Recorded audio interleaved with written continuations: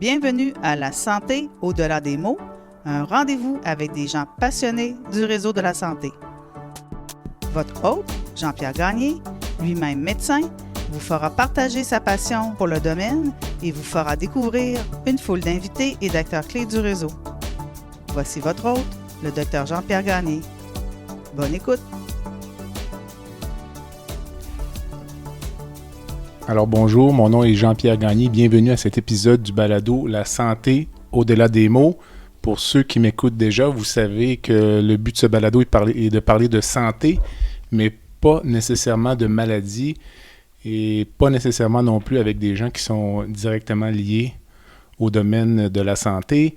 Aujourd'hui, dans un contexte très particulier de campagne électorale, je reçois un ami, Pierre Paulus. Pierre, bonjour. Bonjour.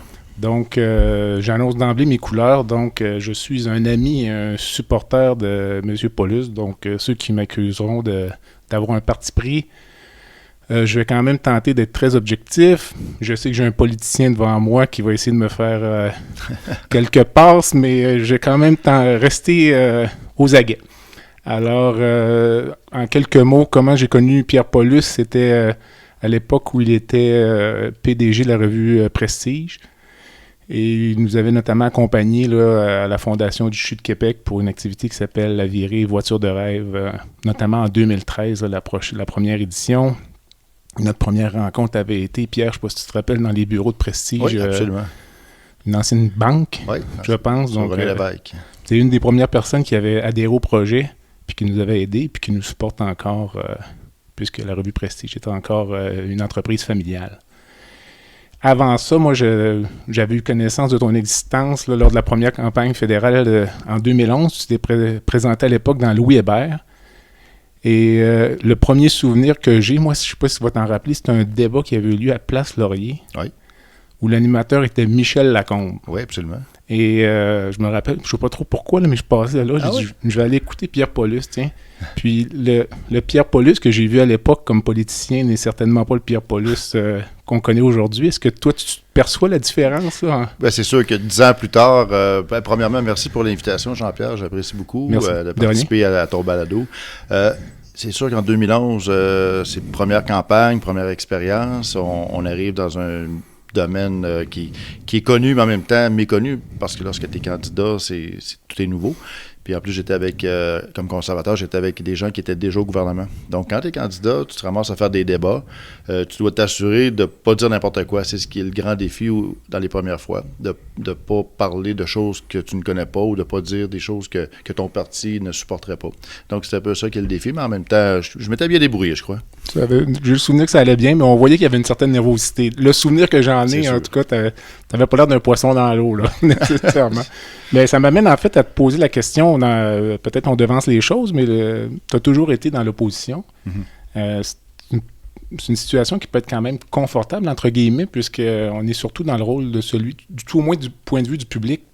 Ce qu'on voit des politiciens dans l'opposition, c'est des gens qui critiquent, qui accusent, qui essaie tout le temps de prendre le gouvernement un peu là, de côté, alors qu'on va peut-être en parler tout à l'heure, certainement, du travail de député. C'est pas juste ça, le travail de député, mais comment tu envisages ça, d'être au pouvoir, puis là, d'être dans l'autre fauteuil, puis là, c'est toi qui es attaqué quotidiennement par l'opposition officielle, puis ça vient pas d'une personne, là, ça vient de tout bord, tout côté. Là.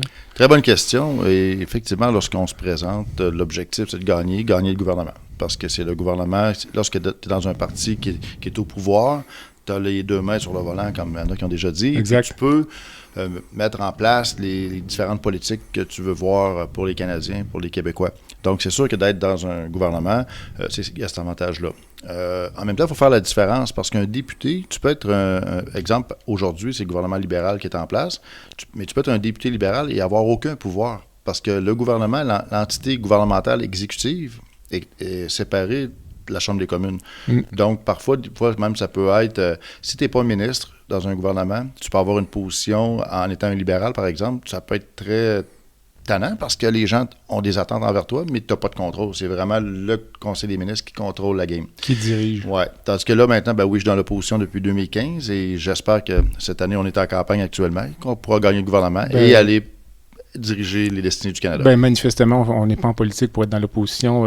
C'est pas mon objectif. Exactement. Je te pose... pourquoi Louis Hébert en 2011?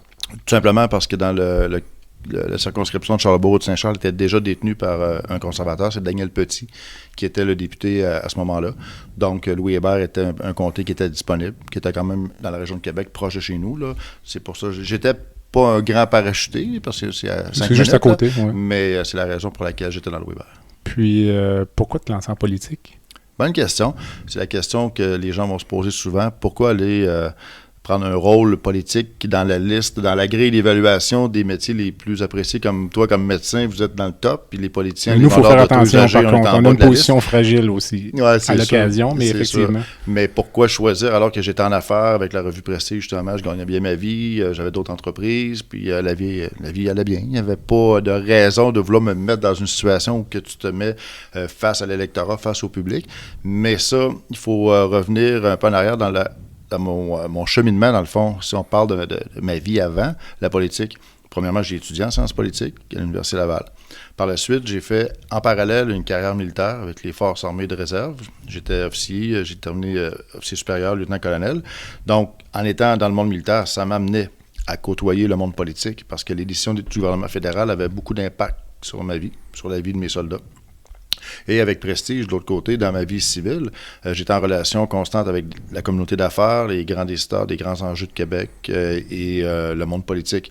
Donc, à un moment donné, ça me trottait toujours dans la tête le côté de pouvoir faire quelque chose pour aider les forces canadiennes, parce que je n'aimais pas à l'époque ce qui était fait par le gouvernement libéral. Et de l'autre côté, dans mon monde civil, quand je voyais le monde politique et le monde des affaires, ça me motivait. Donc, les deux ensemble m'amenaient à m'ont donné le goût de vouloir faire de la politique. Ça a commencé quand, ce goût-là? Ben, des années 2000, écoutez, j'ai commencé, je me suis présenté en 2011, mais j'ai commencé activement avec le Parti conservateur en 2008. Donc, les années, là, vers la fin de ma carrière militaire, j'étais en contact avec Stephen Blaney, qui était le député de Lévis. Mon régiment était à Lévis. Là, j'ai eu mes premiers contacts plus proches avec les conservateurs via Stephen. Puis à ce moment-là, j'étais en fin de carrière militaire et c'est là que j'ai dit, il y a comme une opportunité qui se présentait. Le timing est arrivé. Malheureusement, en 2011, la campagne électorale, ça n'a pas fonctionné pour moi. Il y a eu la vague orange avec Jack Layton, dont on souligne le 10e anniversaire de son décès aujourd'hui. Là. C'est d'ailleurs un néo-démocrate qui a été élu à l'époque. C'est ça, la vague orange. Denis Blanchette qui avait gagné. Puis, c'était parti remise. Et en 2015, dans Charlesbourg-de-Saint-Charles, j'ai eu la conférence des citoyens. Alors, pourquoi le Parti conservateur, premier pitch politique Parti conservateur, à la base, pour moi, comme militaire, lorsque je regardais la gestion des forces armées canadiennes, un gouvernement conservateur a toujours été favorable aux militaires, aux forces canadiennes. Quand on parle d'achat d'équipement, quand on parle de respect de la troupe, là, des militaires, beaucoup plus que du côté des libéraux. Dans les airs chrétiens des années 90, c'était épouvantable. Là, les soldats n'avaient même plus de bottes. Je veux dire, c'était n'importe quoi. Là. On achetait des sous-marins usagés, on annulait des contrats. Pour moi, comme militaire à l'époque, c'était le respect de l'institution militaire. C'était beaucoup plus des conservateurs. Il y a ce côté-là. Et aussi, du côté, si je me mets dans ma vie civile, le côté du respect des fonds publics, de l'économie. De la gestion de la crise, par exemple, en 2008, de Stephen Harper, lorsque la crise mondiale économique est arrivée, la façon dont M. Harper, avec Jim Flaherty, qui était ministre des Finances, ont fait en sorte il a fallu réinvestir pour aider à empêcher que l'économie crache, mais en même temps, ressortir de là pour arriver à balancer un budget. Il faut le faire. Puis ça, c'est le côté du Parti conservateur que j'admire, que j'aime. C'est la saine gestion des fonds, des finances publiques. Dirais-tu que tu es un homme d'affaires qui fait de la politique? Ou tu es un politicien qui a fait de la business pendant une certaine partie de sa vie? Je pense que mon expérience de militaire et d'homme d'affaires fait en sorte qu'aujourd'hui, moi, en tout cas, je pense, et c'est ce qu'on me donne comme feedback, comme compte-rendu dans mon comté lorsque je rencontre des citoyens, c'est que j'ai un côté projet. Là, je suis toujours en mode proactif. Quand j'étais à Charlesbourg, quand je suis arrivé en 2015, j'ai dit, je dois connaître, là, le côté militaire est arrivé. Je dois connaître mon territoire correctement, connaître tous les groupes communautaires, les groupes sportifs, de personnes âgées, les handicapés. J'ai dit, je dois connaître tout le monde. Je dois les rencontrer au moins 2 fois par année minimum. Ça, c'est le côté vraiment très militaire. Puis le côté affaires, c'est les projets. Là, je rencontre des gens, je dis, c'est quoi que vous avez besoin? C'est quoi votre projet? Comme le Patro de Charlesbourg, par exemple, veut faire un agrandissement. Appelez-moi. Quand vous êtes prêts, faites-moi signe, on va regarder ce qu'on va pouvoir faire. Donc, ça, c'est mon côté homme d'affaires qui dit on a des projets pour que ça aide à l'économie régionale, locale ou pour la communauté. Fait que c'est un mélange d'expérience, dans le fond, qui fait que, comme député, je pense que ça m'avantage en étant meilleur pour les gens. Tu parlais de ta carrière militaire, tu as été déployé notamment à Chypre pour les Nations Unies. Oui. Donc, peux-tu nous parler un peu de la période? Parce que l'ONU est allé à plusieurs reprises. Pour comprendre, c'est un conflit. L'île avait été scindée en deux. Oui, à Chypre, ça a commencé en 1964. Les tensions là-bas, il a commencé à avoir la présence des Nations Unies. Puis en 1974, la Turquie a fait comme une opération offensive. Ils ont débarqué sur l'île. L'île de Chypre, dans le fond, c'est des communautés turques et grecques qui se côtoyaient depuis des millénaires. Mais à un moment donné, la Turquie a décidé qu'elle voulait prendre le contrôle de l'île. Donc, il y a eu une opération de forme de débarquement, si on veut, là, qui ont pris le contrôle. Mais finalement, l'île a été scindée en deux. Donc, le nord est demeuré la Turquie, sous contrôle turc, et le sud, contrôle grec.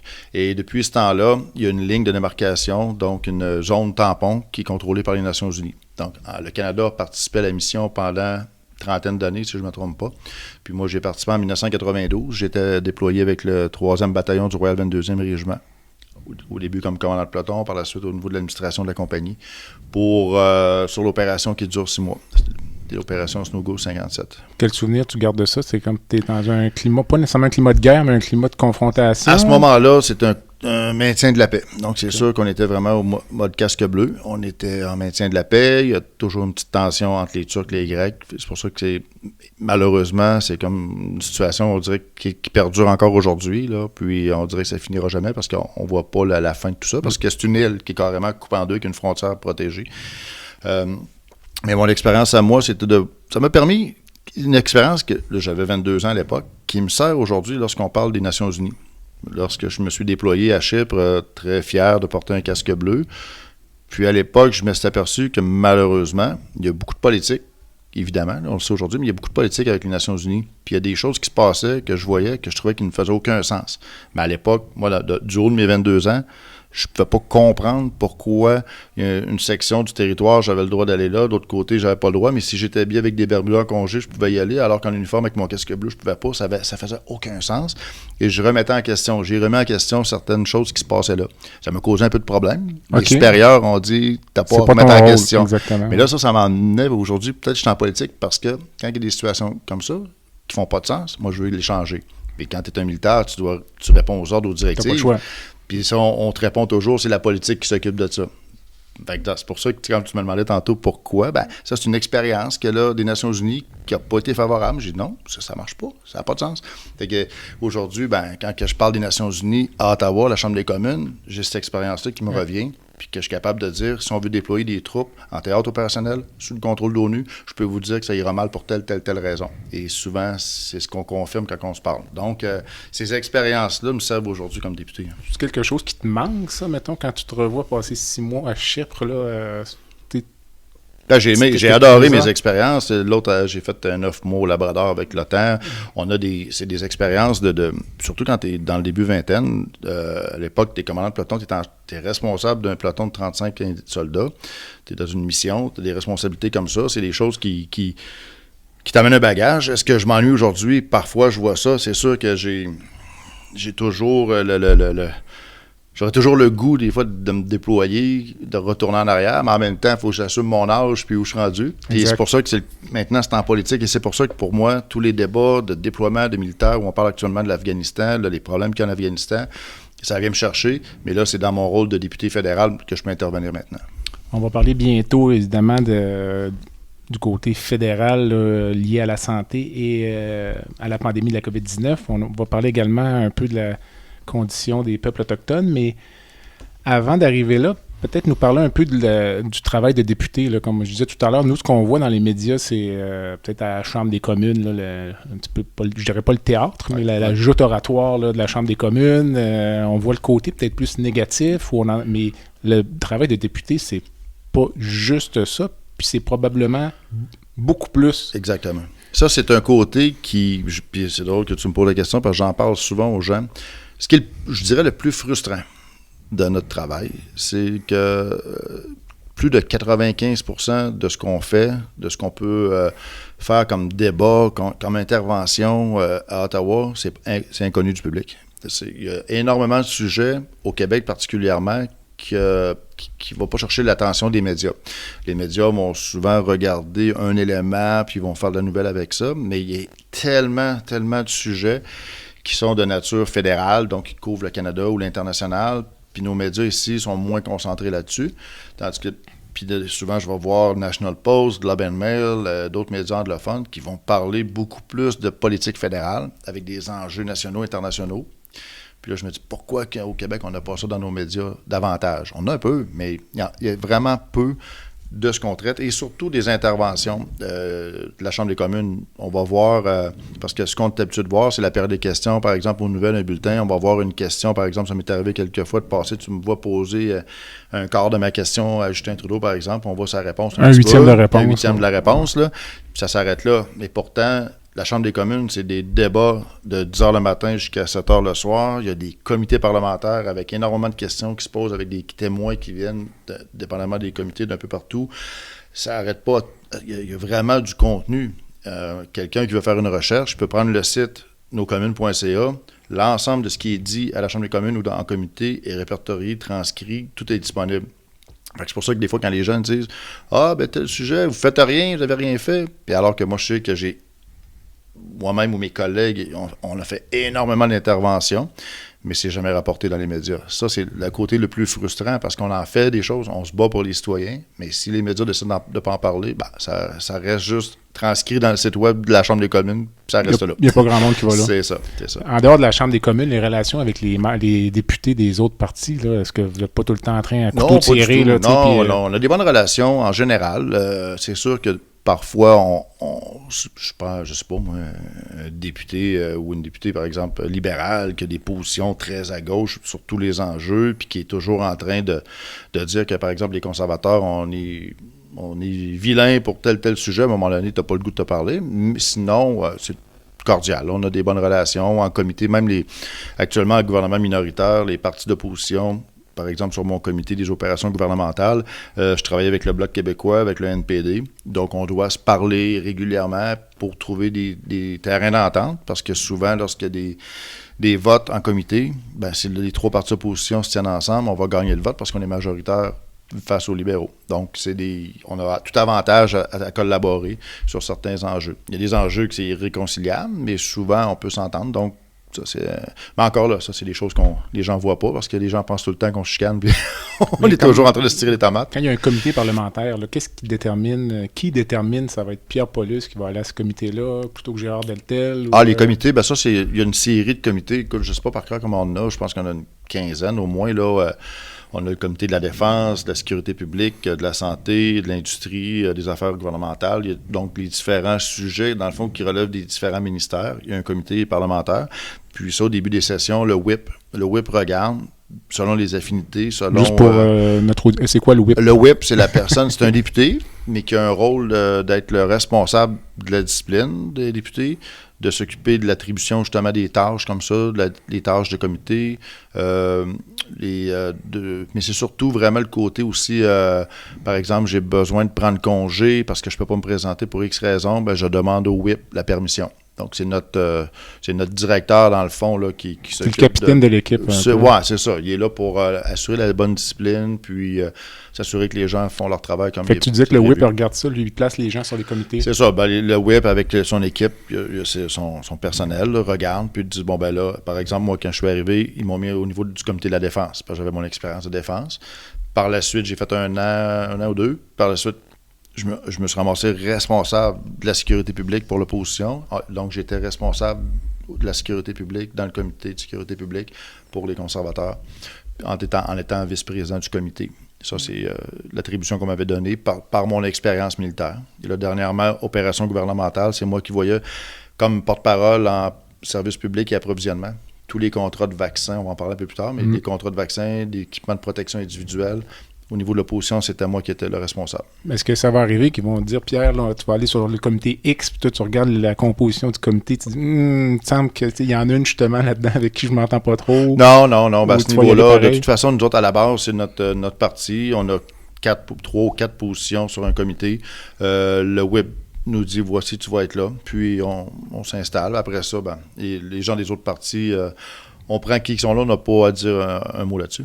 Ça prend combien de temps à s'habituer à, je dirais, la vie parlementaire, mais surtout le contexte de la Chambre des communes, là, d'être à l'aise pour se lever puis poser une question? Parce que même si j'écoute ça à l'occasion, mais il n'y a pas beaucoup de monde, mais il y a des gens qui écoutent ça quand même, c'est un peu stressant. Là. Absolument.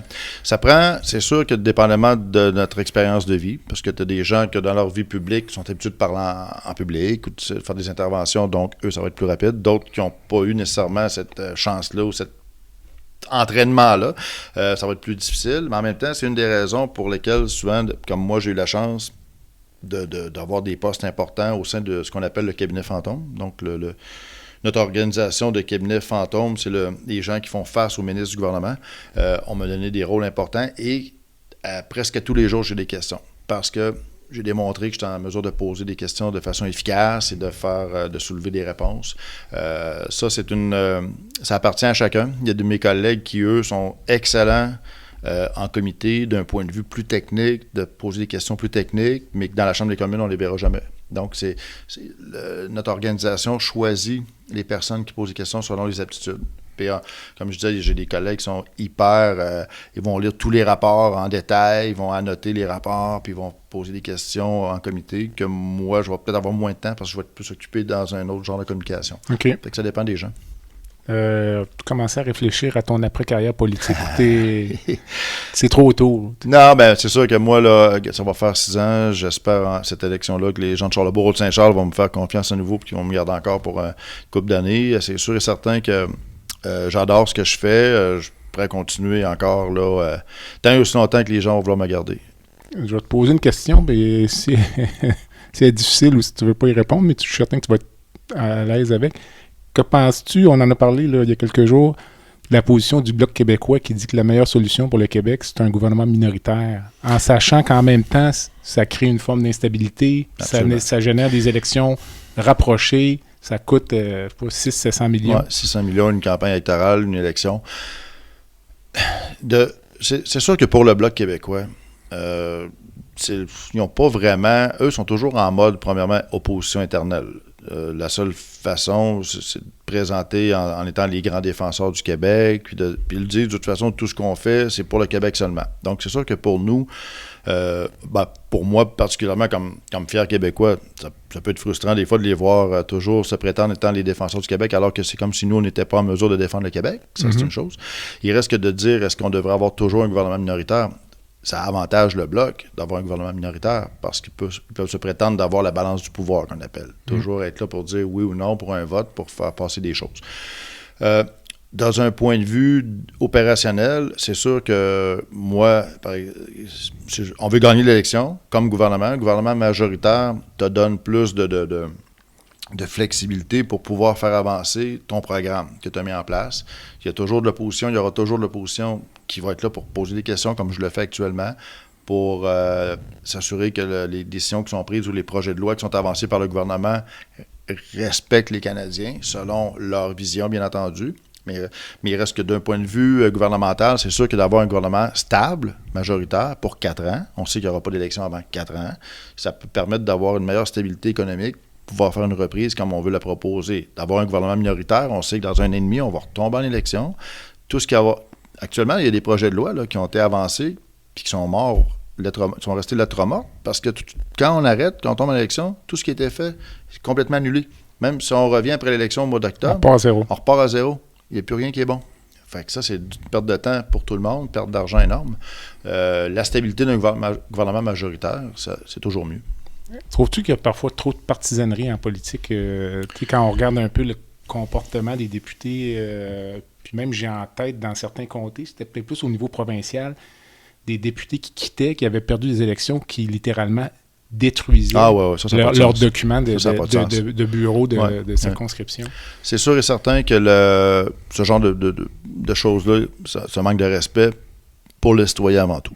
Parce qu'oublions pas qu'on est là au service des citoyens. Là. On n'est pas là pour notre propre petit... pas juste pour notre petit ego. Là. Comme moi au bureau, j'ai des dossiers d'ouverts de citoyens qui ont des problèmes avec l'immigration, avec Revenu Canada, par exemple, avec le chômage. Puis si je faisais comme ces gens-là, que, par exemple, par malheur, je perdais mon élection, puis que je prenais tous les dossiers pour les mettre dans la déchiqueteuse, c'est qui est perdant, là? C'est pas le nouveau député qui vient d'arriver, c'est le citoyen. Ça fait aucun sens. On doit demander une permission au citoyen de transmettre le dossier. S'il dit oui, on a un devoir de le faire en ce qui me concerne. As-tu une devise, un mantra, une phrase que tu dis souvent à toi-même ou aux autres, là, que les gens associent, mettons, cette phrase-là, de Pierre, il dit tout le temps ça, ou quelque chose que tu te dis le matin en te levant? C'est sûr que la raison première, quand j'étais dans les forces canadiennes, mon travail, c'était de servir mon pays. Puis j'étais fier de porter le drapeau du Canada sur mon épaule. Comme député fédéral, c'est sûr que c'est servir. Ça peut paraître cliché, mais il reste que si tu n'as pas ce goût-là, tu peux pas être efficace, tu peux pas faire de la politique si tu n'as pas le goût de servir vraiment ta communauté, tes citoyens. Je faisais du porte-à-porte encore aujourd'hui en campagne électorale, puis les gens me disaient ça, on voit ce que vous faites, on va vous travailler fort pour nous, on vous remercie, on va voter pour vous. C'est ça. Quand les gens me disent ça, ça veut dire que, OK, je fais ce que j'ai à faire, mais quand je me lève le matin, il faut que je me lève avec le goût de servir, d'aller débattre de mes idées à Ottawa, puis dans mon comté, de m'occuper des groupes de communautaires et des citoyens qui ont des problèmes. C'est ça la base. Tu parlais tout à l'heure, là, on est en campagne électorale, puis tu disais que tu voulais rencontrer tes gens une à deux fois par année, mais la campagne électorale, mettons, est-ce que c'est plaisant ou c'est juste épuisant et stressant? Là, il y a un stress majeur, c'est le résultat. Tout à fait. Ça, c'est sûr que peu importe ce qu'on peut faire, peu importe l'énergie qu'on a mis pendant les dernières années, l'électeur a le dernier mot.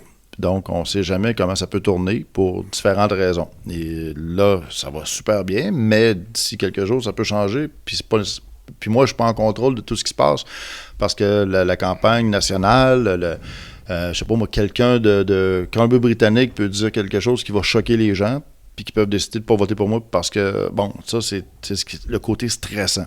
Par contre, le côté intéressant, c'est que justement en campagne, lorsqu'on fait du porte-à-porte, ou on rencontre des citoyens, ou on fait des appels, là, les gens savent qu'on est dans un mode électoral, donc les gens ne sont pas surpris de nous voir, premièrement. Puis ceux qui sont contents de me voir, c'est le fun. Puis ceux qui ont des questions, qui ne sont pas sûrs, ils vont me poser des questions. Donc, il y a une interaction qui en temps normal, tu sais, je veux dire, faire du porte-à-porte lorsqu'il n'y a pas d'élection, les gens vont être surpris. Qu'est-ce que vous venez faire chez nous le matin? Tu sais, mais quand on est en mode électoral, les gens sont ouverts à ça. Est-ce que ça arrive? Parce que c'est drôle, parce que je pense à une collègue chirurgienne en Belgique qui, elle, ses patients ont son numéro de téléphone cellulaire et peuvent venir frapper chez elle. Est-ce que ça arrive? Je ne révélerai pas ton adresse. Ouais. Est-ce que ça arrive qu'il y a des citoyens, parce que tu habites dans ton comté, est-ce qu'il y a des gens qui viennent parfois cogner à ta porte pour te parler de politique? Non, ça là-dessus, okay. Ça pourrait arriver, mais les gens font pas ça, mais ils viennent à notre bureau. Ils vont venir au bureau de comté, puis ils vont envoyer des courriels où j'envoie souvent des publications une fois par mois en demandant avez-vous des commentaires, avez-vous des choses à dire, puis les gens répondent énormément. Okay. Les gens, où je pose une question, puis j'ai des réponses. Avant d'aller à la pause, après la pause, on va vraiment parler de santé, mais on a vraiment fait un beau tour de la carrière, puis un beau tour du métier de député. Le plus beau souvenir de ta carrière de député à date? Mon élection de 2015, c'est sûr que c'était la première journée, le jour 1, d'être élu. Ça, c'est vraiment exceptionnel comme sentiment, comme feeling, surtout que j'avais pas gagné en 2011, mais là, de gagner, d'être élu, de savoir que, là, OK, maintenant, là, j'ai la responsabilité d'être député fédéral pour Charlebourg-Saint-Charles. Là, pour moi, parce que pour moi, le siège de député représente quelque chose. Je suis encore de la vieille école, peut-être, là, mais la responsabilité qui incombe de représenter 100 000 personnes, je prends ça très au sérieux. Puis, à chaque fois que je me lève pour voter à la Chambre des communes, je le fais au nom de 100 000 personnes. Donc, ça, c'est un des plus beaux souvenirs, c'est sûr, le jour 1 de mon élection. Par la suite, j'aurais plein de choses super belles. As-tu dormi cette nuit-là? Oui, mais avec un beau sourire. Je suis certain que j'avais le sourire en dormant. Mais en même temps, il y avait comme la déception que le parti a perdu l'élection. C'est sûr et certain que tu as le côté... Une petite déception en même temps. C'est sûr que j'aurais aimé mieux qu'on gagne le gouvernement en même temps, mais bon, là, maintenant, ça se passe en 2021. Alors, écoute, merci Pierre. On prend une petite pause, puis on revient donc avec Pierre Paulus, qui est député de Charlebourg-Haute-Saint-Charles. Le podcast La santé au-delà des mots est une présentation du groupe conseil Beauchamp, Beaulieu, Dessureau, Toupin de la financière Banque nationale Gestion de patrimoine. Comme nous croyons que la santé financière fait partie de la santé globale, nous sommes heureux de nous joindre au Dr Jean-Pierre Gagné pour vous souhaiter une bonne saison de La santé au-delà des mots. Tu veux lancer ton propre podcast, mais tu ne sais pas comment t'y prendre? Pas de problème. Mouton Marketing peut t'accompagner de la conception au lancement. Envoie ton idée de podcast à bonjour@gomouton.com. bonjour@gomouton.com. L'univers du podcast t'attend. Alors, après cette pause, nous sommes de retour avec Pierre Pauluste, député conservateur dans Charlesbourg, Haute-Saint-Charles. Pierre, en deuxième partie d'entrevue, je voulais parler d'abord des relations, de la condition des nations autochtones au Canada. Dans un passé relativement récent, l'opinion publique a été secouée par l'affaire Joyce Echaquan dans la région de Joliette. Il y a eu ensuite les découvertes là, de centaines de sépultures là, anonymes sur les sites de pensionnats autochtones. C'est quoi ton opinion, mettons, personnelle face à ça là, en 2021? Là? Ben, ce qui s'est passé premièrement avec Joyce Echaquan, c'est sûr, c'est complètement fou et inadmissible. Là. Je veux dire, mais en même temps, là, je veux pas trop m'en mêler parce que ça relève du ministère de la Santé du Québec. C'est géré par le Québec. Moi, je suis au fédéral, donc on garde nos compétences, mais il reste que d'un point de vue humain, c'est sûr qu'on trouve tous déplorable ce qui s'est passé avec Mme Echaquan.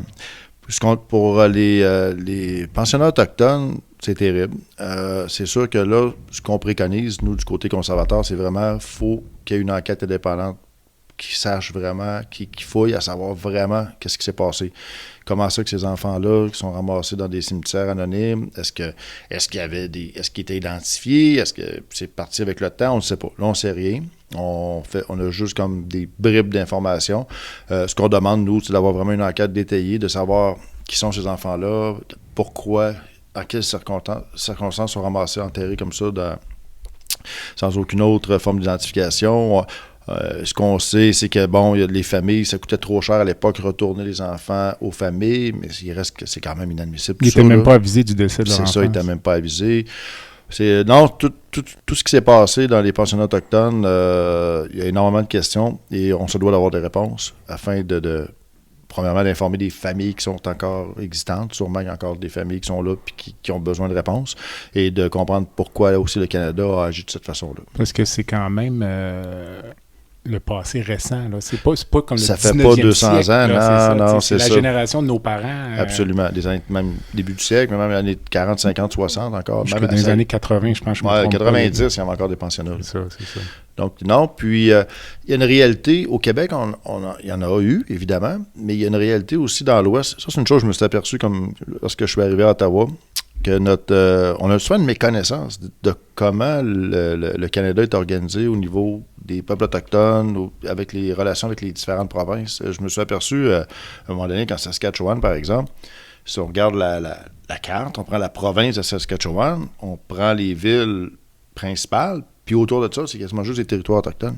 Ça, c'est une réalité qui est complètement différente de ce qu'on peut vivre. Au Québec, on en a beaucoup, c'est sûr, mais la proportion dans ces provinces-là, même en Colombie-Britannique, là, c'est vraiment les grands territoires, beaucoup de communautés, énormément de communautés. Donc, c'est pour ça que quand on entend souvent de relations avec les Autochtones d'un point de vue canadien, puis des problèmes qu'il y a, nous, des fois, on comprend mal, parce qu'ici, au Québec, on a des bonnes relations avec les communautés autochtones. Il y a eu le traité qui a été fait à l'époque, puis la vie, en général, ça passe relativement bien au Québec avec les différentes communautés, alors qu'ailleurs, c'est différent. Les scandales dont on a parlé récemment, comment ça a été reçu au sein de la classe politique globalement? C'est unanime. Une espèce de malaise? Ben oui, absolument. Y a-t-il de la honte?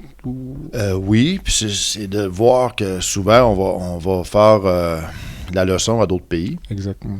Puis que là, on se ramasse chez nous, dans un historique très récent, qu'on a eu des situations comme ça. On se doit de se regarder dans le miroir et de faire un constat et trouver les réponses, et aussi de dire, à un moment donné, là, dans l'ordre de leçon pour d'autres, mais chez nous, quand ça s'est passé, tu fais quoi, là? Donc, faut pas non plus... je pense qu'il faut s'assumer, prendre nos responsabilités et s'assurer que ça se reproduise plus. As-tu des pistes de solutions, là? Parce qu'évidemment, ça fait longtemps qu'on en parle. Je parlais avec un ami à Montréal récemment, les sépultures sur les pensionnats autochtones, pour lui, c'était comme ce que j'appellerais, excuse l'anglicisme, le tipping point. Là, Parce que ça fait longtemps qu'on entend parler de toutes sortes de choses, mais ça, c'était comme trop. Là, absolument. Ça, je pense que ça a fait comme découvrir une réalité inconnue, méconnue. la population en général. Et comme je disais un petit peu il y a quelques secondes, pour plusieurs personnes, les communautés autochtones, ils vivent dans des réserves. Puis bon, les gens disent sont là, puis ils font leur affaire, puis on ne sait pas trop, mais cette histoire-là de pensionnat, c'est pas vraiment connu du public, puis surtout pas d'avoir des cimetières comme ça, on appelle pas ça des fosses communes, je pense pas que c'était le cas, là, mais je veux dire des milliers quand même d'enfants, d'adultes là, qui ont enterré sans aucune identification. Ça a comme dépassé les limites là, pour le citoyen qui se dit comment ça qu'on a fait ça chez nous. As-tu l'impression que ça a spiné, mais pas si longtemps que ça dans la sphère publique, ça, c'est on pense à ça? Là, ça, c'est la réalité, malheureusement, de tellement de nouvelles que ça va durer 24 heures, 48 heures, des fois une semaine ou deux parce que c'est un sujet très... Après ça, ça tombe un peu dans l'oubli, puis la vie continue. Ça va tellement vite aujourd'hui qu'une nouvelle est remplacée par une autre. Souvenons-nous des barrages, justement, autochtones. On a eu des problèmes de barrages autochtones en début février 2020. Puis, la COVID est arrivée. Fait que là, la COVID a remplacé cette histoire-là, ça a tombé dans l'oubli. Pourtant, c'était dramatique parce qu'il y avait un impact économique. Mais, la COVID. Fait que tout change tellement vite, là. Penses-tu que ça va être un enjeu durant la présente campagne électorale? Les pensionnats autochtones? Ou la condition autochtone? Oui, bien, ça fait partie. C'est sûr et certain qu'à un moment donné, d'un point de vue, là, si on fait de la politique, Justin Trudeau, en 2015, est arrivé, a fait des promesses aux Autochtones que finalement n'a pas rempli, n'a pas été en mesure de régler, de rouvrir les ententes ou d'avoir on pense juste à l'eau potable, par exemple, dans les réserves. Encore, il y a plein d'endroits qui n'ont même pas d'eau. C'est au Canada, là. Je veux dire, on investit à l'étranger des millions pour avoir de l'eau. Puis chez nous, on a nos propres communautés qui n'ont même pas d'eau. Je veux dire, ça, Justin, ça va faire 6 ans qu'il est en place, Justin Trudeau, puis c'est pas encore réglé. Donc, puis je dis pas que c'est facile, puis c'est pas juste de le promettre que ça va se régler, mais à un moment donné, quand on avance une proposition de politique ou de budget, il faut s'assurer que ça fonctionne. Bon. Je vais te poser une question. Je me disais, il faut que je lui pose cette question-là. Là, tu dis, mettons, Justin Trudeau n'a rien fait depuis 6 ans, mais les conservateurs étaient là depuis 10 ans. Oui, absolument. Donc, c'est là quand je parlais de partisanerie tout à l'heure. Tu as raison. Comment est-ce qu'on... C'est justement, là, nous, au niveau de cette campagne-là, avec Renaud O'Toole comme chef, il y a une proposition qui va être déposé, qui va être présenté au peuple autochtone avec un modèle de solution, d'entente pour les différents thèmes qu'on a réglés ensemble. Puis, c'est une main tendue encore une fois, en espérant que ça fonctionne. Mais ça, tu le promets en élection, mettons, on prend le gouvernement, on le met sur la table. Là, après ça, c'est des relations humaines. Fait qu'il faut que les peuples autochtones soient d'accord pour s'asseoir, puis qu'on travaille ensemble à solutionner les problèmes qu'on a ensemble. Puis, sinon, on s'en sortira jamais. Donc, c'est sûr et certain que ça prend une bonne collaboration des deux côtés. Du côté gouvernement du Canada, du côté des peuples autochtones. Puis, au bout de la ligne, on est tous des humains, il faut s'entendre. En même temps, je ne sais pas si tu vas être d'accord avec moi, mais mettons Joyce Echaquan, les abus dans les pensions autochtones, c'était une question de respect de la vie humaine, alors que j'ai l'impression, en tout cas de mon point de vue, que la majorité des solutions qui sont avancées, ça parle souvent d'argent, tu sais. Les ententes. Là, ça, je trouve que on est tellement... C'est une bonne question. On a beau donner de l'argent à une communauté pour les dédommager, mais je veux dire, si on ne change pas les relations humaines, le respect mutuel, ça ne change absolument rien. Absolument. Puis moi, c'est ce que je déplore souvent, actuellement, beaucoup avec le gouvernement Trudeau, c'est toujours parler avec un chèque. Mais quand tu fais seulement, je dis, je vais donner 5 milliards. Tiens, je suis fin, là, je donne 5 milliards aux Autochtones.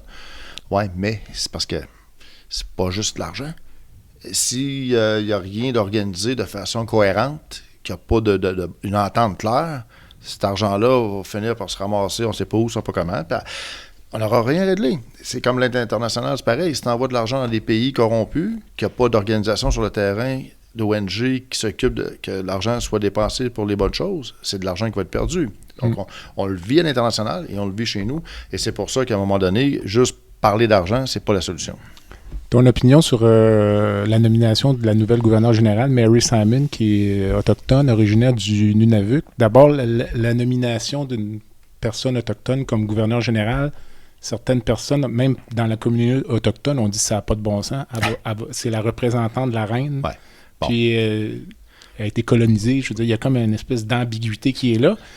Puis j'aimerais t'entendre un peu là-dessus. Puis deuxièmement, sur le fait qu'elle soit unilingue anglophone. Mm-hmm. Premièrement, ça, la décision d'accepter une nomination de gouverneur général en tant qu'autochtone, c'est sûr que ça la regarde elle. C'est elle qui est autochtone et qui vit avec le fait d'être critiqué par le peuple autochtone qui va dire « Hey, c'est pas vrai que tu vas aller représenter le colonisateur ou la Grande-Bretagne, bon, peu importe. » Ça, c'est son choix à elle. Par contre, le fait que madame ne soit pas bilingue dans le sens de anglais-français et de se défendre en disant « Je suis bilingue, je parle anglais et Inukchuk » ou je ne sais plus exactement la nationalité, là, le bon mot, mais il reste que pour moi, le français, on met tellement d'efforts à travailler, à faire des propositions justement pour le Québec, pour les francophones hors Québec, de s'assurer que la deuxième langue, une des deux langues officielles qui est le français, soit respectée et mise en valeur au Canada. Donc, le choix d'avoir une représentante comme gouverneur général qui ne parle pas français, c'est sûr que c'est décevant. Mais ça n'enlève rien aux qualités professionnelles de la personne. La personne qui a une fiche très longue de réussite professionnelle en diplomatie,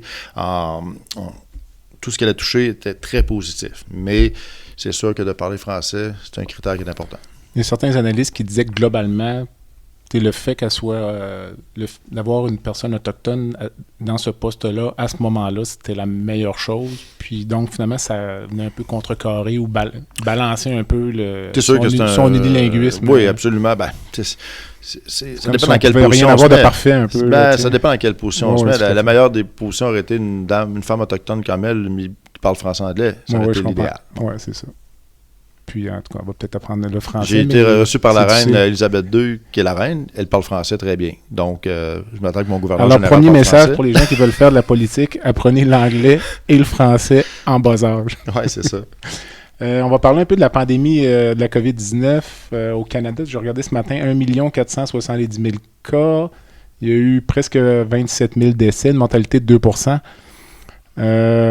Ton souvenir du début de la pandémie, là, mars 2020, là, quand on a entendu parler dans le temps des fêtes, mais c'est le virus chinois, ça avait l'air comme juste ça ne nous concernait pas directement, puis à un moment donné, ça a été comme une claque en pleine face.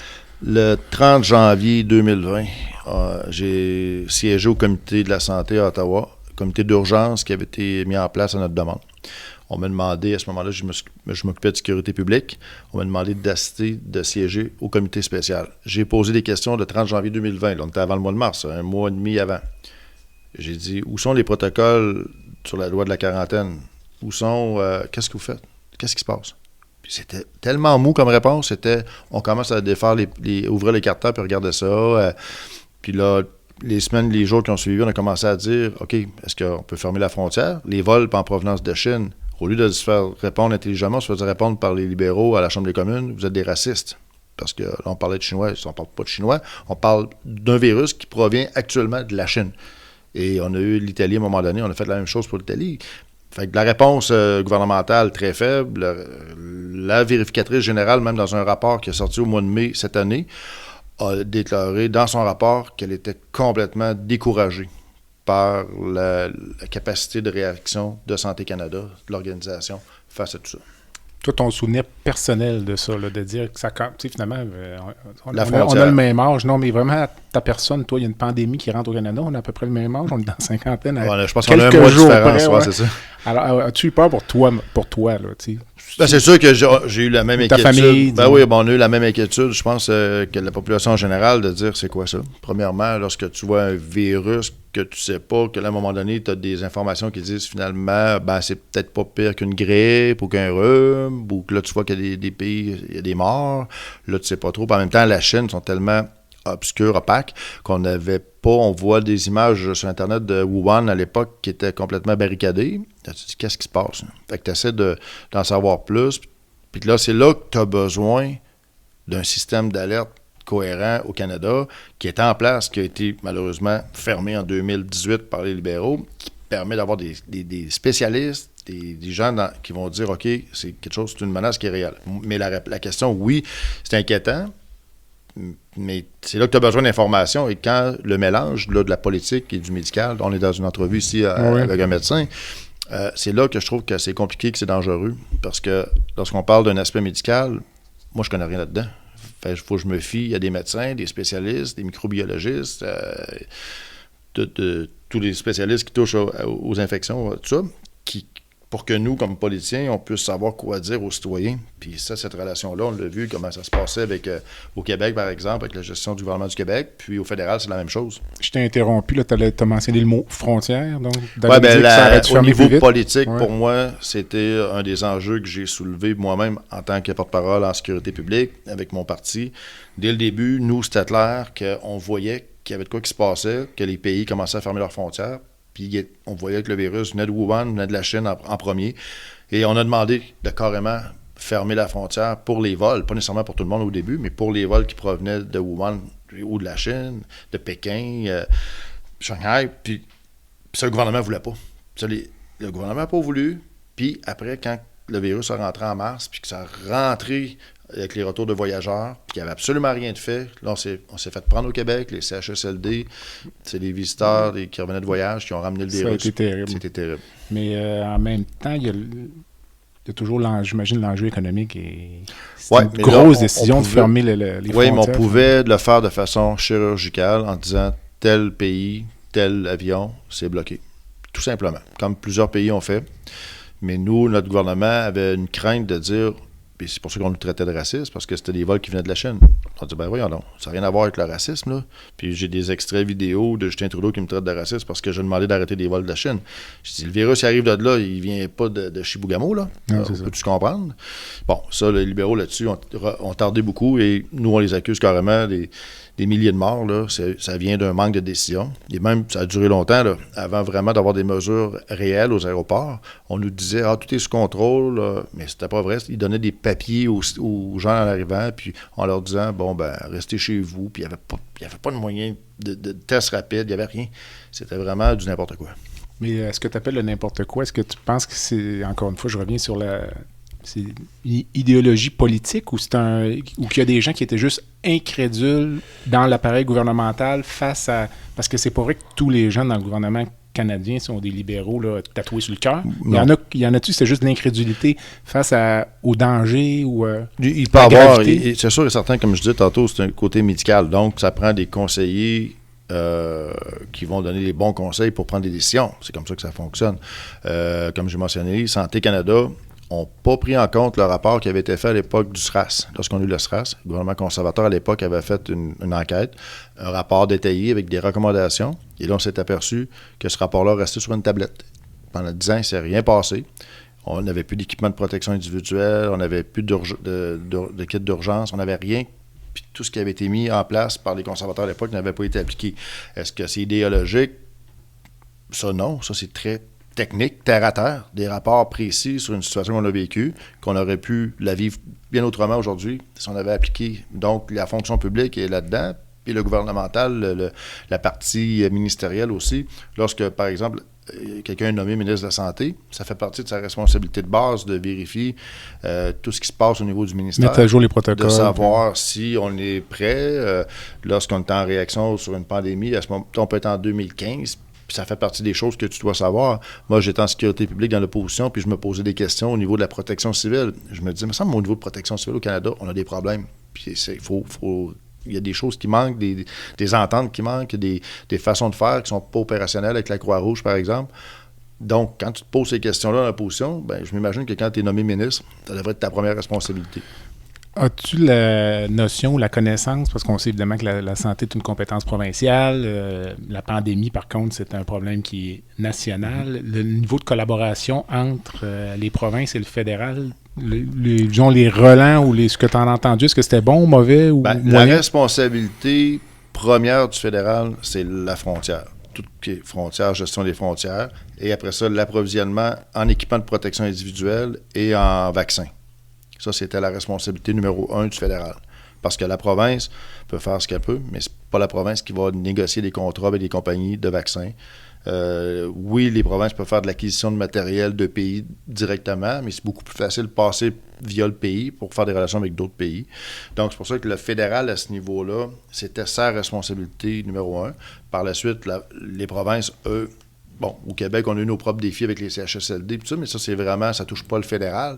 On voit Justin Trudeau qui veut s'en mêler, mais ça le regarde pas. Je pense que le Québec a fait ses propres analyses, puis il va prendre... Il va continuer à les faire. Puis il va continuer. Ouais. Mais il reste que la vaccination, le Québec était prêt à un moment donné à vacciner pleinement et les vaccins n'arrivaient pas.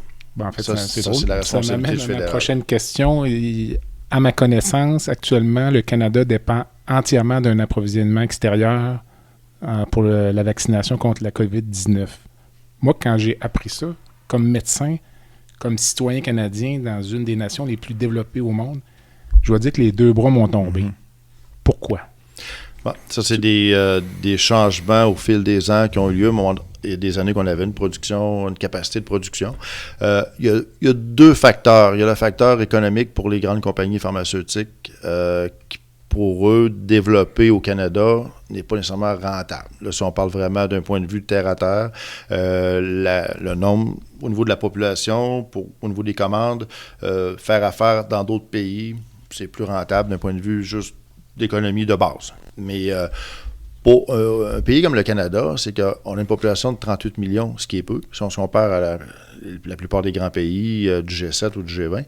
Mais il reste qu'au niveau de ce qu'on représente et de la capacité qu'on peut avoir d'aider l'étranger, c'est là que le Canada a toujours été justement un pays qui est, on parlait de casque bleu au début de l'entrevue, là, un pays qui est toujours là pour aider sur la scène internationale et d'avoir notre propre capacité de production, premièrement pour nous-mêmes et pour être en mesure d'exporter, d'aider à l'étranger, ça doit revenir. Et dans notre plateforme, justement, nous, on ne veut plus jamais vivre la situation qu'on a vécue. Donc, on doit mettre en place des mesures pour s'assurer que les compagnies pharmaceutiques trouvent leur compte là-dedans et que nous, on puisse être en mesure de fabriquer nos propres vaccins comme pour la COVID, par exemple, puis d'avoir ce qu'il faut pour s'assurer que notre population est protégée rapidement, sans dépendre des autres. Parce qu'il y a des gens qui disent finalement, ben là, commencer à construire des usines pour faire des vaccins contre la COVID-19 maintenant, c'est peut-être comme un petit peu trop tard. Là, mais si vous êtes élu, vous allez poursuivre dans cette voie-là. Nous autres, c'est sûr, certain que, comme je disais, le SRAS, à l'époque, le gouvernement conservateur avait fait des recommandations qui, malheureusement, n'ont pas été mises en place par le gouvernement en place. Là, avec ce qu'on a vécu de façon mondiale, de façon grave au niveau économique, santé, premièrement, et économique en deuxième, on ne peut pas rester les bras croisés. Là, ça prend vraiment une mise en place d'entente avec les entreprises pharmaceutiques pour s'assurer de produire, parce que je sais que c'est complexe, parce qu'un vaccin, exemple, ARN, messager, tu vas avoir ton équipement qui va être fait pour produire ce type de vaccin-là. Puis il peut y avoir un virus qui arrive qui a besoin d'une autre sorte de vaccin que ton équipement ne fera pas l'affaire. Donc, c'est pour ça que ça doit vraiment être coordonné pour qu'on puisse avoir différents types de production. Et les équipements de protection individuelle, la même chose, dépendent de la Chine. Avec les relations qui se passent actuellement avec la Chine, c'est vraiment inacceptable. Donc, tous les équipements de protection, les masques, les blouses, on doit être en mesure de le faire là maintenant avec la COVID-19. On a des entreprises qui sont adaptées et on doit s'assurer d'avoir une production et surtout des réserves stratégiques qui soient gardées en tout temps. Es-tu surpris de... Lors du confinement initial, l'économie a été essentiellement fermée. Là. Comment t'imaginais le Canada un an et demi plus tard? Pensais-tu que ce serait comme la crise économique, le chômage massif, la catastrophe, ou finalement, tu as pas c'est que actuellement, la réaction initiale, malgré ce que des gens peuvent penser, les conservateurs n'étaient pas contre les mesures d'urgence financière du début. Ça prenait. On n'avait pas le choix, parce qu'à partir du moment où le gouvernement prend la décision de fermer les entreprises, de fermer les commerces, tu peux pas... là, les gens perdent leur emploi, tout est fermé. Je veux dire, tu peux pas, avec une décision de ce genre-là, laisser les gens sans revenus. Donc, il fallait mettre des mesures en place. Là, maintenant, c'est sûr que sur le coup, on a jugé que les mesures étaient mal balancées, mal faites. Il y a des contre-coups là-dessus. Bon, aujourd'hui, c'est sûr qu'à court terme, on s'en sort bien de façon théorique. On s'en sort bien parce que les gens ont reçu de l'argent. Ils n'ont pas manqué d'argent. En général, les entreprises ont des subventions. Donc, en général, ça va bien, à part les plus petits commerces qui n'ont pas eu accès à ces ressources-là et qui ont dû fermer. Mais dans le moyen-long terme, on va subir des contre-coups, des mauvaises décisions qui ont amené que là, on a creusé la dette incroyablement. Puis c'est de l'intérêt qu'on va avoir à payer aux banques dans les prochaines années. Il va avoir un impact, c'est sûr, sur notre économie. Un dernier point sur la campagne actuelle. Je me doute de ta réponse, mais la décision du gouvernement Trudeau d'aller en élection en pleine pandémie, est-ce que... C'est simplement une décision égoïste de Justin Trudeau, parce que d'un point de vue parlementaire, point de vue de travail de la Chambre des communes, il y avait l'appui sans aucune négociation. Le NPD avait donné son appui. tant et aussi longtemps qu'on était dans un mode de pandémie, le NPD votait en faveur de tous les projets de loi ou les différentes motions des libéraux. Donc, il ne pouvait pas être renversé. Il ne pouvait pas être renversé. Le budget a passé plusieurs dizaines de milliards de dollars. Ça a passé comme lettre à la poste parce que le NPD a dit, moi, tant que je suis en pandémie, je vais voter avec vous autres. Oui, il y avait des débats en chambre, il y avait des heures d'attribuer on brassait la cage parce que c'est notre travail de brasser l'ajout parlementaire. Mais lorsqu'il arrivait le temps de voter, le vote passait. Donc, M. Trudeau n'avait aucun motif parlementaire de déclencher l'élection. La seule chose qui le motive, c'est de vouloir une majorité pour pouvoir ne pas avoir à négocier, même pas négocier avec les autres partis.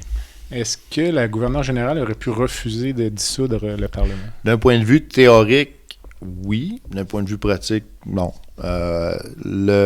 Le poste du gouverneur général est là pour donner la sanction royale aux différents projets de loi, mais il reste que le premier ministre, le gouvernement, le conseil exécutif a vraiment le dernier mot. Et le premier ministre au Canada, c'est vraiment lui qui peut décider ou non de dissoudre son gouvernement, le Parlement.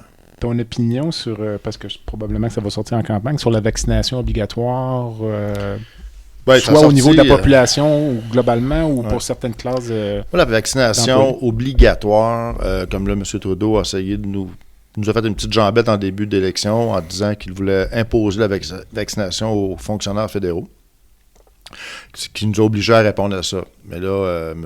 Trudeau sait très bien, mais il ne l'a pas dit à personne, que 95% des fonctionnaires sont déjà vaccinés. Il y a 3% qui ont des raisons médicales qui ne peuvent pas être vaccinés, puis il y a peut-être un petit 2% là, qui ne veulent pas pour différentes raisons. Pour des raisons personnelles. Donc ça, c'était très politique comme manœuvre. Il reste que pour nous, on recommande fortement, et on est le parti qui a forcé énormément pour avoir des vaccins rapidement.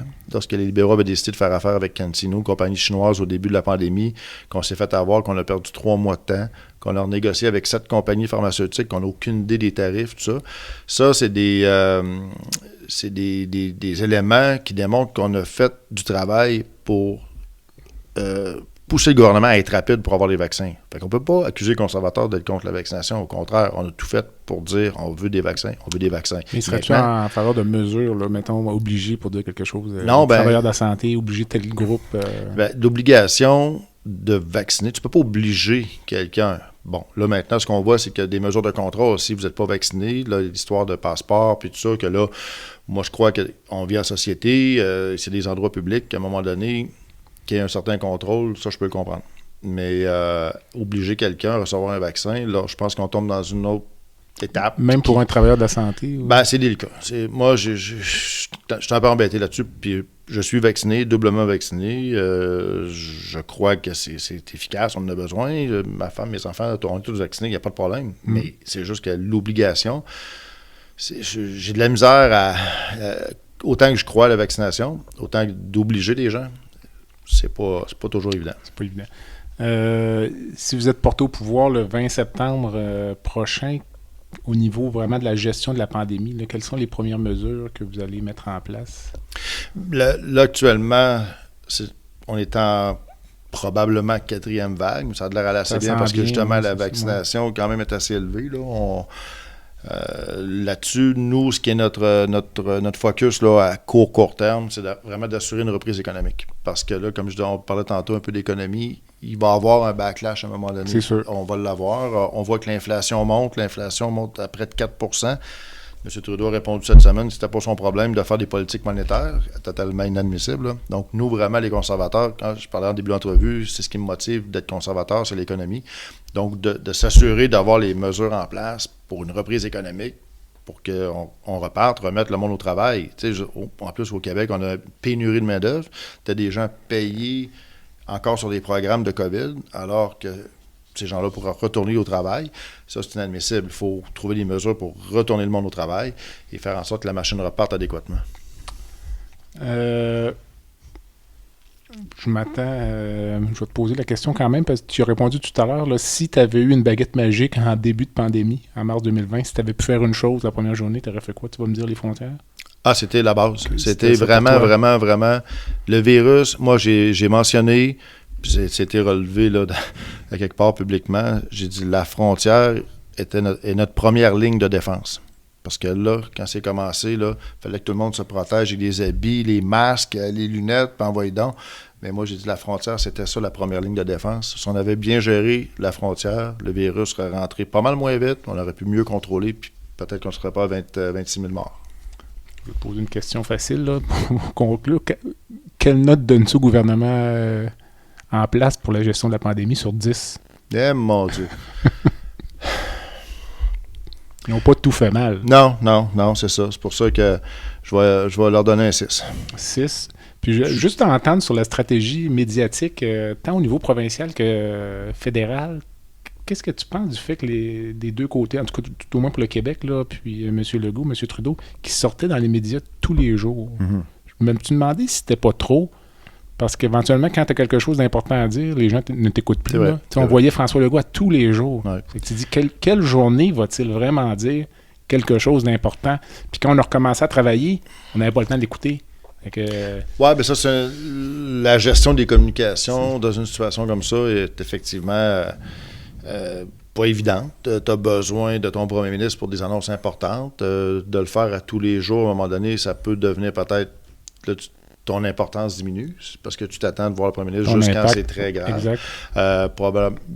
Mais ça leur appartient. Moi, je ne veux pas me mêler des décisions du gouvernement de M. Legault. Au niveau fédéral, Justin Trudeau, lui, ce qui m'a vraiment déplu, c'est son attitude de jouer un rôle encore. On sait que M. Trudeau est prof de théâtre, là, d'arriver avec Rideau Cottage, sa maison là, de fonction, sortir dehors, se faire pousser la barbe, se faire pousser les cheveux pour démontrer que finalement, j'ai pas de coiffeur comme si lui n'avait pas accès à ça.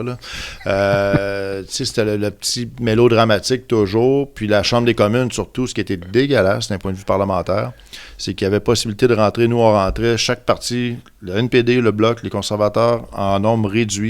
On rentrait à la Chambre des communes sous des chiffres là, mettons, moi, je rentrais une semaine, j'étais 3 semaines dans mon comté à travailler en Zoom. D'autres semaines, j'y allais. Et les libéraux, eux, à partir de janvier cette année, il y avait une personne seulement qui était toujours le même, qui restait dans la Chambre des communes. Le restant des ministres, tous les ministres et les députés restaient en télétravail, alors que les ministres auraient pu être dans la Chambre des communes à 5, 6, 7, 8 ministres responsables là, pour répondre à nos questions. Ça, là, ils ont joué le jeu de dire « Ah, c'est la COVID, on peut pas. » Donc, à distance, ils ne répondaient pas à vos questions. C'est seulement le représentant en place. Non, ils répondaient, mais par vidéoconférence. Puis souvent, ça coupe, ça marche mal, puis on n'a pas compris, la traduction ne marche pas, puis c'était trop n'importe quoi. Pas la même chose. Ouais. Ça complète la section là, majeure de l'entrevue. Donc, je t'ai donné une baguette magique tout à l'heure pour changer quelque chose au niveau de la pandémie. Je vais la reprendre, puis t'offrir de rencontrer n'importe qui dans le monde, vivant ou décédé, pour prendre un café ou un verre. Quel serait ton choix et pourquoi? Ouais, ça peut paraître un choix étrange, mais Dwight Eisenhower, qui était... j'ai fait de l'armée, puis je fais de la politique. Dwight Eisenhower, qui était le commandant des forces alliées suprêmes lors du débarquement de Normandie, qui commandait tout l'ensemble des opérations. C'était vraiment comme général. Là, je veux dire, tu peux pas avoir plus grand comme mission, puis d'avoir réussi aussi avec cette opération-là. Tout ce qui est la Deuxième Guerre mondiale, spécialement le débarquement de Normandie, où mon régiment, que j'ai fait partie pendant 22 ans, le régiment de la Chaudière, a débarqué. Et de l'autre côté, cet homme-là est devenu président des États-Unis par la suite. Donc, d'avoir... C'est vraiment, pour moi, qui a fait de l'armée, qui fait de la politique, d'avoir quelqu'un comme lui qui était commandant suprême des forces expéditionnaires, débarquement de Normandie, puis après ça, président des États-Unis, c'est quelqu'un que j'aimerais pouvoir avoir la chance de prendre un petit café ou une bière avec. C'est un excellent choix. Mais on dirait quand même dans l'imaginaire collectif, pour ceux qui suivent un peu la politique américaine, la présence de John F. Kennedy, tout de suite après, ça... pas effacer son souvenir, mais c'est comme quand on regarde la présidence américaine, on y porte, puis on dirait que c'est vraiment une autre génération. La présidence de Kennedy, c'est comme la génération de nos parents. Donc, mais John F. Kennedy, c'est quelqu'un qui m'a marqué aussi. Je veux dire, c'est quelqu'un qui a marqué l'imaginaire de tellement de monde aussi par son style, le personnage. C'est controversé quand même. En plus, en même temps, c'est sûr. Ça rajoute à l'image. C'est un bon choix. Écoute, avant de quitter, un dernier conseil, une pensée que tu devrais laisser à nos auditeurs. Ça peut être des jeunes qui aspirent à une carrière politique, une carrière militaire, ou qui aspirent à se lancer en affaires.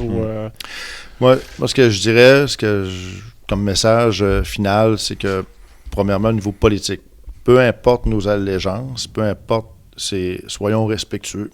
C'est ce qui manque souvent. Les médias sociaux ont créé une poubelle de non-respect des individus. On a des idées différentes, puis que ce soit en politique ou à n'importe quoi, on doit garder le respect. Ça, c'est le point qui est le principal que je voudrais laisser aujourd'hui. Merci. Alors, ça complète notre entrevue. Je remercie Pierre Paulus, député Charlebourg-Haut-Saint-Charles. Pierre, merci beaucoup. Merci Jean-Pierre. Je te souhaite bonne chance pour la suite de la campagne. Puis, on va suivre ça avec intérêt au cours des prochaines semaines. Pas beaucoup de sommeil, beaucoup de travail. Et j'invite par ailleurs les auditeurs à visiter le site web baladosante.ca au baladosante.ca. Vous trouverez toutes les informations pour retrouver le balado sur les différentes plateformes. Je vous invite à vous abonner au balado sur la plateforme de votre choix. Sur le site web, vous pouvez vous inscrire également au site web. Vous pouvez laisser un commentaire, suggérer des invités. Et je fais également un appel aux commanditaires qui aimeraient supporter ce balado. En attendant, je suis Jean-Pierre Gagné. Vous avez écouté La santé au-delà des mots. À bientôt.